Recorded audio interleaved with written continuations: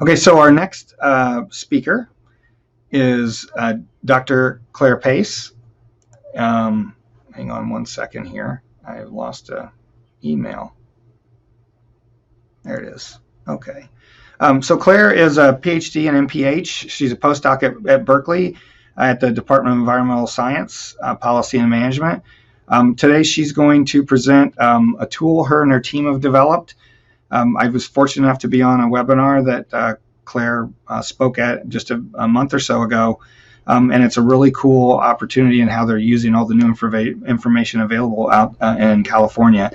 The title of the talk is The Drinking Water Tool, a data-based approach for mapping domestic well communities in California. It's all yours, Clare. Thanks so much for the opportunity to present my group's research on the drinking water tool and our work mapping domestic well communities. I'm Clare Pace. I'm a postdoc from the UC Berkeley Water Equity Science Shop, which is funded through NIEHS Superfund Research Program. My research is focused on environmental justice related to advancing California's human right to water. And today I'm going to tell you a little bit about our research group and our domestic well communities project. I'll walk you through some of our study outcomes and our efforts in the area of translating research findings for various audiences. I'll also share just a bit about the policy implications of this work, and I'll give a brief demonstration of how the drinking water tool can be used. So the Water Equity Science Shop is a community academic partnership between UC Berkeley, the Community Water Center, UCLA, and the Office of Environmental Health Hazard Assessment, or OEHA. For anybody not familiar with them, the Community Water Center is a nonprofit environmental justice and policy advocacy group located in California.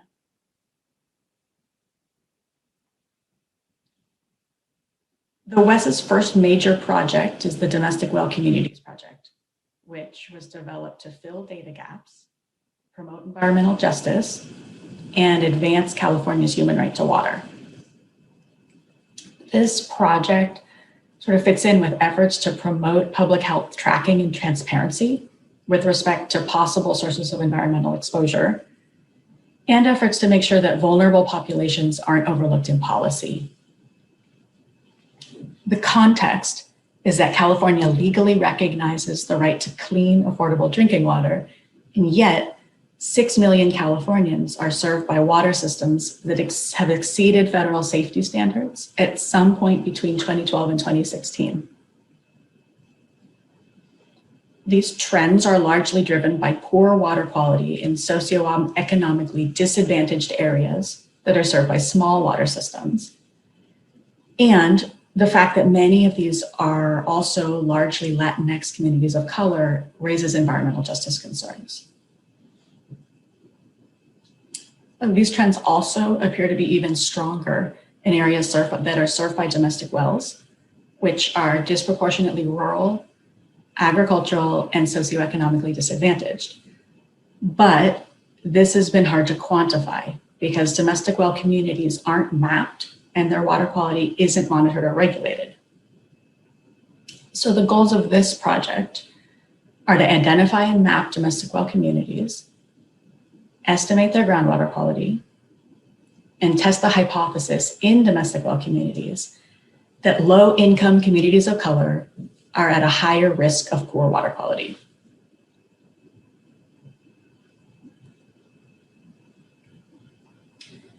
Our first step was to identify and map the domestic well communities. We started with block groups, which I'm showing you in A. And then in B, we added census blocks, and we excluded unpopulated blocks according to the 2010 census. Next, we added community water system boundaries, which are those blue areas in figure C. And we assumed that anybody who was in those areas was not served by a domestic well and instead was served by the community water system. Then in D, we added data on domestic well locations from the online system for well completion reports, or OSCR. And in E, We overlaid a fine-scale map of populated areas that we created by assigning census population to residential parcels and building footprints. So our final unit of analysis, which is shown in F, is a domestic well area, which represents populated portions of census block groups that are served by domestic wells.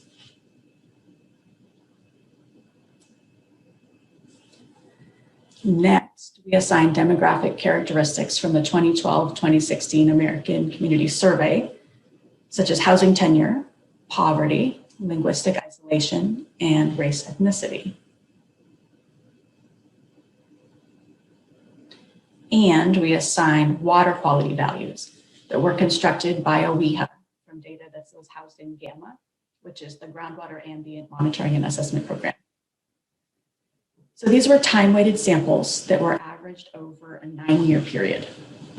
And we included data on arsenic, nitrate, hexavalent chromium, and 1,2,3-TCP, which were selected because they're either acutely toxic or carcinogenic, and because they're widespread in California's groundwater.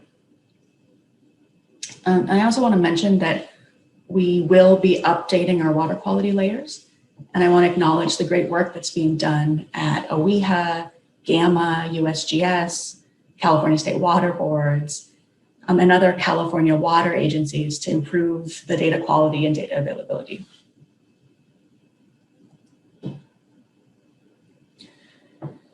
So we used a pretty similar approach for assigning variables to the areas served by community water systems. And those community water systems are defined as public water systems with at least 15 service connections or serving at least 15 people year-round.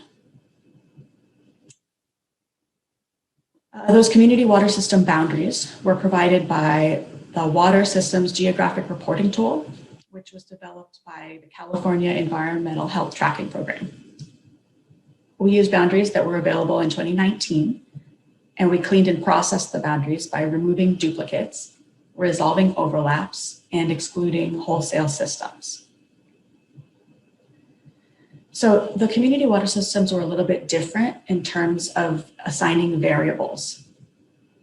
So because the community water systems were made up of many block groups, as opposed to those domestic well areas, which were generally just a portion of a single block group. So in order to assign demographics from the census blocks to the community water systems, we used aerial apportionment to assign population, and then we population weighted the census variables.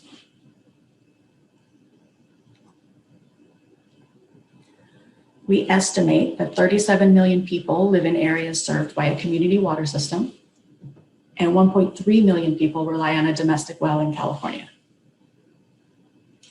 Our method assigned about 500,000 people to areas that were outside of community water system service area boundaries, and to our knowledge, also had no domestic wells. In other words, there are people there and there are buildings there, but we don't know where they're getting their drinking water from. It's possible that they're using surface water. They could be using wells that were incorrectly identified as agricultural. It could just be inaccuracies in the water system boundaries. But the point is just that our method is limited by the underlying data sets. And this was something that we didn't want to minimalize, but we wanted to use as a way to identify data gaps and hopefully encourage policymakers to fund better data collection. So now I'm going to talk a little bit about what we did with the data after we created the spatial layers.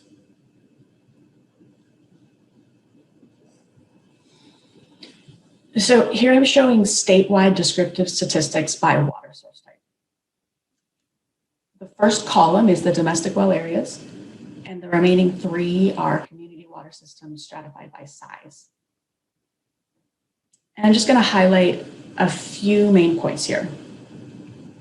The red box is the median arsenic concentration across water sources. That median is higher in domestic well areas compared to the water systems.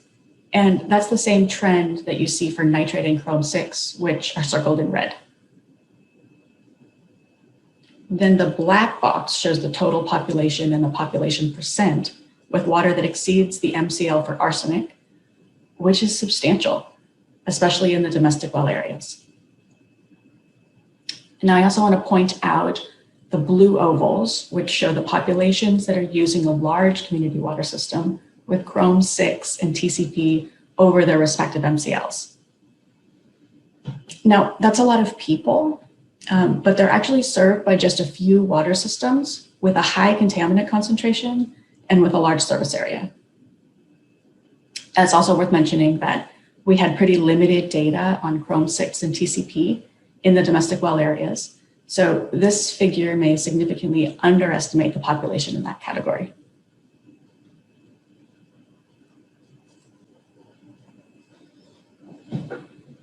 We saw a lot of interesting regional trends.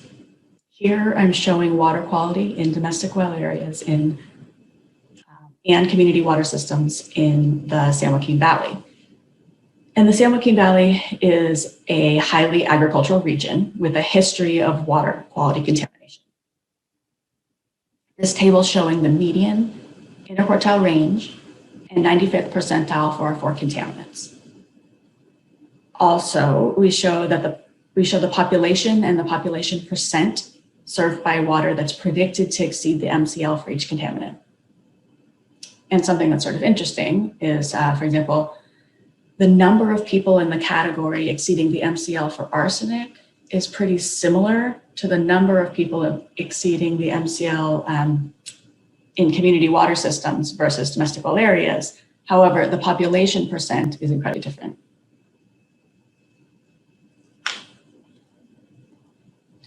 So as I mentioned earlier, we're interested in the relationship between water quality and demographic variables. And to understand this relationship, we used a multivariate model that accounted for spatial autocorrelation. We ran these models separately for domestic well areas and community water systems, and our benchmark was half of the maximum contaminant level. We chose this benchmark because the MCL isn't necessarily health protective, and the public health goal, even though it is health protective, was below the detection limit in our data set.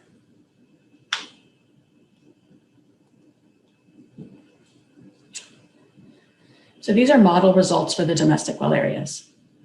I'm going to walk you through the interpretation for the data in the red box. So in this table, we're looking at incidence rate ratios, which we calculated by exponentiating the regression coefficients. Our primary dependent variables are race, ethnicity, and housing tenure. And the results in the red box show that for every 10% increase in the Latinx population, the risk of having groundwater with elevated nitrate increases by 1.1%, even after adjusting for region, accounting for spatial autocorrelation, and accounting for other terms in the model. So a similar interpretation would apply for the applies for the elevated arsenic and housing tenure data. Housing tenure was measured as percent renter, and that data is shown in bold near the bottom right.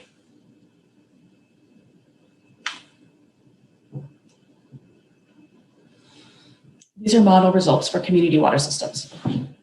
We adjusted these water system models for groundwater source with surface water as a reference category, and for water system size, which was significant for nitrate and is shown in the red box. So that's showing that nitrate is higher in small systems compared to larger systems.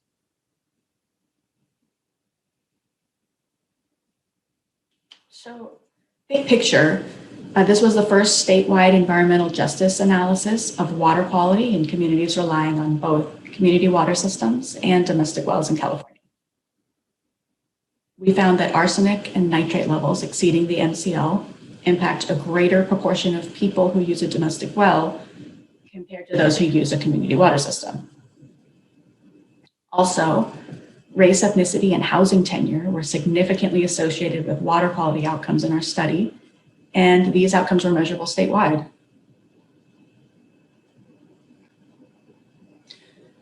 This is really valuable information, but we're also really interested in the concept of research to action.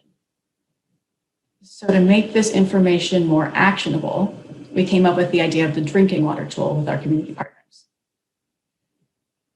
The idea was that an interactive online web tool could help increase community awareness around water justice and provide resources to promote advocacy at the community level. We also wanted to support environmental justice in California's water policy and to guide ongoing research and organizing activities. We used a community-based participatory research approach to developing the drinking water tool. So we established an advisory committee of stakeholders that included community members, academics, government agencies, and nonprofits. We held regular meetings and shared preliminary methods and results. And really, it was an iterative process where the advisory committee played an important role in shaping all stages of the project. I'll also mention, I'm presenting these projects sequentially, but in reality, the data development and the planning for the drinking water tool was happening concurrently with the research. So the research objectives for both aspects of the project really came from the community. And we're really committed to the CVPR process, which challenges the concept that researchers are the experts who come into a community and instead assumes that the community members are the experts on what the community needs. The role of the academics is to apply a skill set to meet the goals as defined by the community with the understanding that the data that's generated is shared. So right now what I'm showing you is the part of the landing page for the drinking water tool. It has two portals. The Your Water portal can be used to learn about drinking water and groundwater in a specific area. And the California Water Data portal is a way to visualize statewide data, overlay layers, and access data for download. So by clicking on the California Water Data link, it takes you to this page where you can enter an address and zoom to a specific area. So for an example, I entered an address that's in Tulare County, which is in California's Central Valley.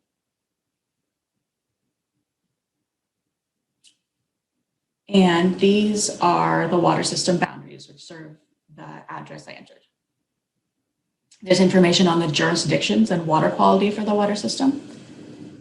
And I'm also showing you some of that information in the blue boxes. So the drinking water tool provides other information that's not shown here, such as the number of MCL violations that a water system has had between 2012 and 2016. And has various links to additional resources, such as a water system's contact information and the consumer confidence report. So now I've also turned on the domestic well population layer. Those green areas are 1 by 1 mile grid squares that are estimating the number of people served by a domestic well. So just a small disclaimer, the domestic well layer that's currently in the drinking water tool and that I'm showing you here is a little bit less sophisticated than what I described earlier. We have completed a domestic well layer with greater spatial resolution, which we now have at the parcel scale. The higher resolution layer is what we used in our statistical analysis, and the drinking water tool is going to be updated soon with that new layer.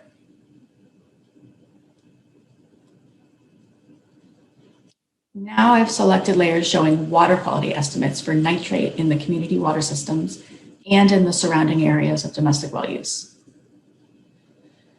So again, these are 9-year averages for each study unit, which were constructed by assigning time-weighted water quality estimates for each well, and then averaging the concentrations across the wells within a particular community water system or domestic well area. And both the population layer and the water quality layer are intended to help identify areas that would benefit from additional testing and monitoring, and to identify communities that could be at particularly high risk because of widespread dependence on domestic wells or because of poor water quality or both. Now, of course, there are a number of limitations, especially in terms of accuracy and precision. And at this stage, the drinking water tool should be thought of as more of a regional screening tool.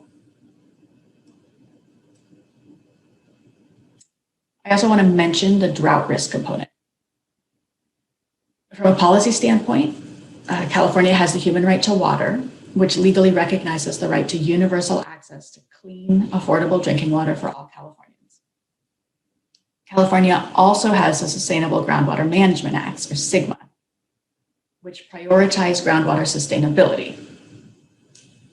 And one of the ways that SGMA does this is by setting up groundwater sustainability agencies and giving them the authority to create groundwater sustainability plans, which describe how they're going to achieve sustainability in California's groundwater supply. So in order to help with the development of these plans, the drinking water tool models depth to groundwater, and it estimates the number of domestic well impacts and the cost of remediation under different possible drought scenarios. So the figure I'm showing here is the number of impacted domestic wells under drought conditions as severe as California's 2012 to 2016 drought. And I do want to mention that I played a less active role in the drought component for the drinking water tool, but I've included a link to the related report and the methodology, which was constructed by Rob Gailey.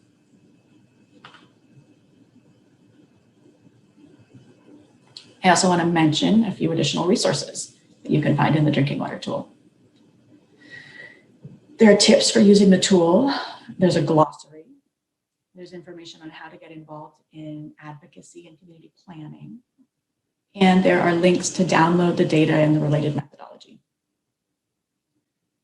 So our hope is that by making the data publicly available and as transparent as possible, we can elevate the issue of domestic wells to policymakers, research groups, and other organizations. We would also like to ground truth our models to improve them in terms of spatial accuracy. And we're always looking for feedback on how we can make data layers that are useful and have a practical application for various entities. Some of the things we're hoping to do next, as I mentioned earlier, one is to update the domestic well area layer with our higher resolution layer.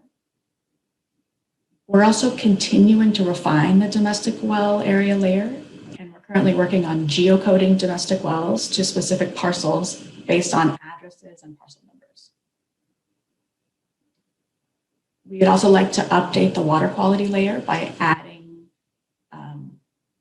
more contaminants or by incorporating one of the newer water quality layers that have been developed by Gamma or WIHA.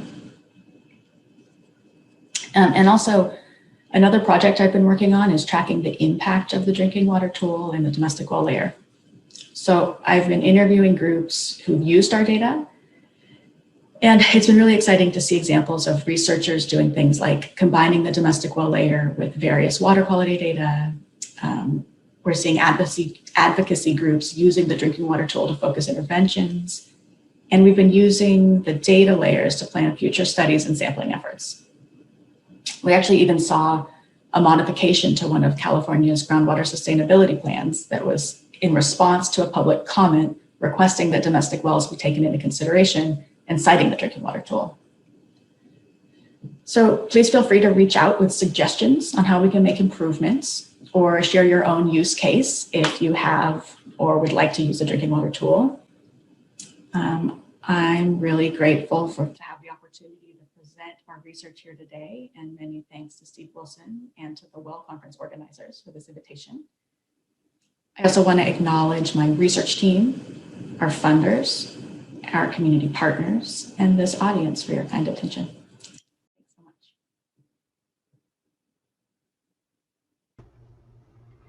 All right, thanks, Claire. I'm sure you weren't aware of the audio issues there, and we'll work with you, like you suggested, to make sure that the final recording has that information. There is a question, and I also have one. I'm going to ask mine first.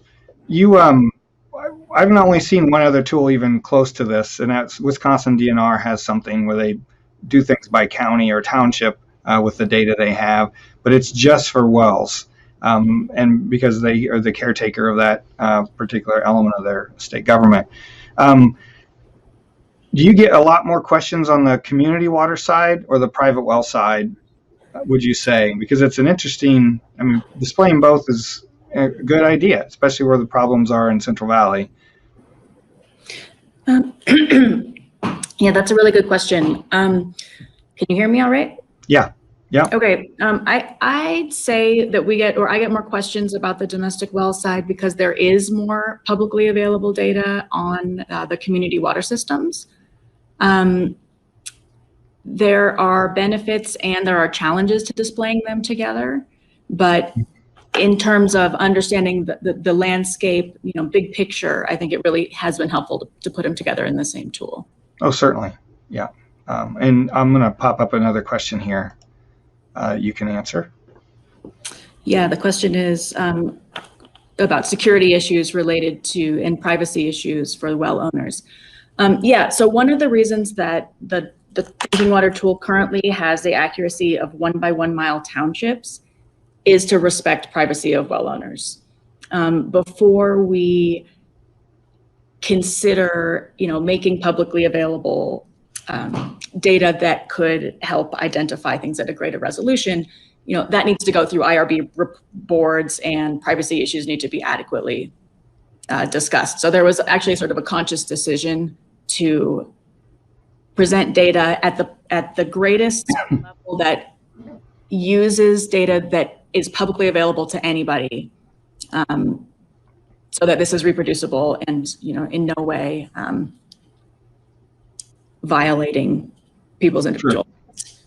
Yeah, I mean, New Jersey has their Private Well Testing Act. For the last 15 or so years, every home that's sold has to have a well test, and they do the same thing. The results only go to the buyer and the seller. What we get to see online is a 2 by 2 mile grid, basically. But it's really a great way to identify where the problems are. And every state really should have a tool like this. So